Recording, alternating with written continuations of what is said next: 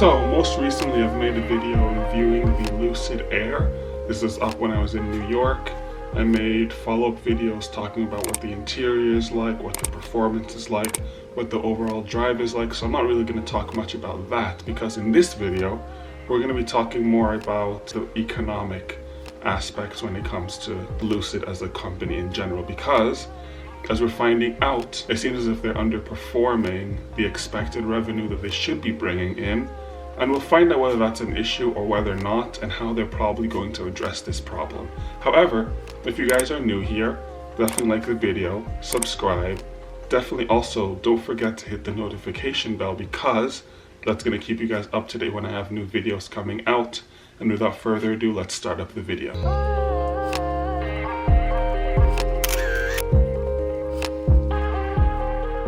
So Wall Street analysts predicted that Lucid would report a revenue of $209 million, when in reality they only actually reported a revenue of call it $150 million. Additionally, when it comes to their net revenue over the first quarter, they've lost about, call it $800 million. Technically it's $780 million, again, in the first quarter alone. So now if you're maybe an investor in Lucid, maybe you want to buy a car, there definitely would be some worries, and I think that those worries are definitely reasonably founded, because this isn't a car company that you want to invest in where there's a high chance that it actually won't even be around for that long. However, it's not necessarily all doom and gloom, because I think that there are some factors or some aspects of this car company where there's certain redeeming factors essentially that are going to be coming up in the near future. One of them, first and foremost, is the fact that overall the company has $3.4 billion. They are partially funded by Saudi Arabia, and so with that $3.4 million, if we're supposed to expect that the company is going to be losing money over the next couple of months, years, worst case scenario, this car company should last to mid-2024. And there's something interesting that's happening in 2024 with this Lucid Air company, or Lucid company, which is the fact that they're coming out with the Lucid Gravity. I touched on this video. They made a trailer of it a couple of weeks ago now, and I did a whole review of the trailer, what we can expect from the Lucid Gravity.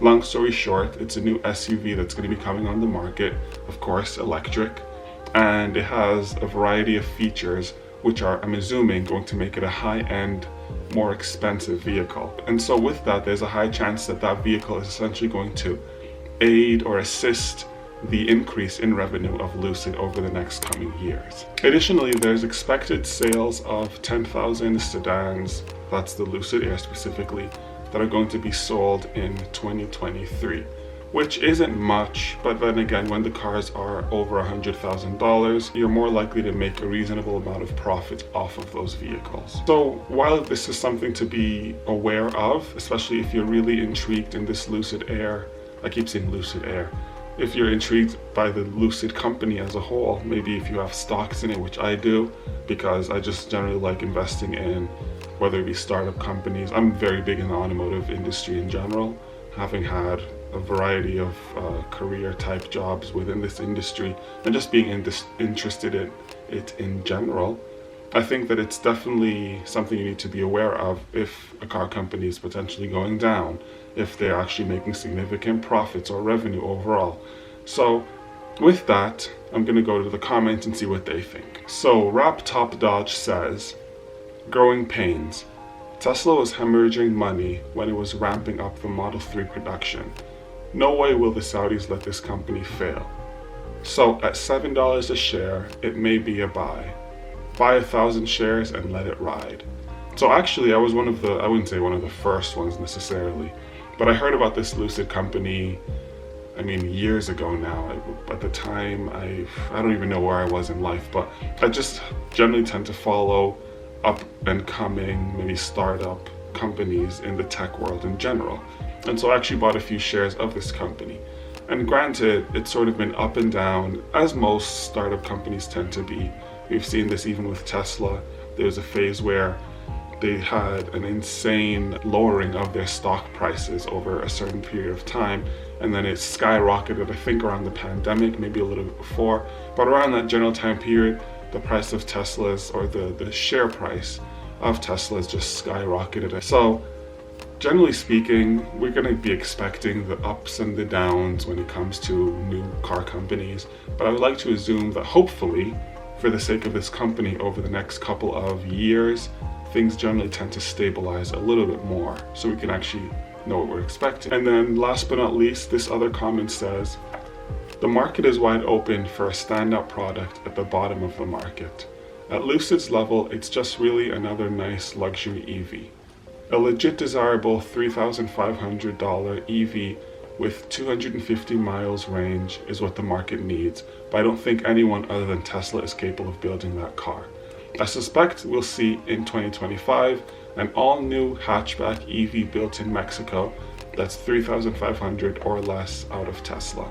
By then, Lucid will be owned by someone else. And that's something I've really thought about, because when you think about electric vehicles, really only you hear about a lot of the more high-end vehicles. The Chevy Bolt, I think they're actually getting rid of that. I'm not too sure if that's a thing, but if it is, I will make a video on that. But there were rumors of them getting rid of the Chevy Bolt. We also have the Nissan Leaf, there we go. They have the Nissan Leaf, which was one of the cheaper, low-end vehicles from Nissan, of course. But you're not really hearing too many vehicles in general that are coming out that are specifically EV. We're seeing a lot of hybrids, whether it be plug-in hybrids or just regular hybrid vehicles. But I think that one of the most untapped markets is one of the lower priced electric vehicles, again, sub $30,000.